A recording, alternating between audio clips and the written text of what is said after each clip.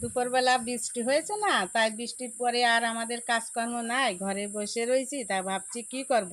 তাই একটু পরে ছাদে গেলাম। ছাদে যেয়ে দেখি অনেক পেয়ারা পড়ে গেছে। তা পেয়ারা কিছু পাখিতে খেয়েছে, আর কিছু নষ্ট হয়ে পড়ে গেছে। তা আমি গাছ থেকে পেয়ারাগুলো পারলাম, পেরে নিয়ে পারলাম, এক ঝুড়ি হয়ে গেল। তা সবাইকে দেওয়ার পরেও এতগুলো পেয়ারা রয়েছে, বুঝতেই তো পারছো বন্ধুরা।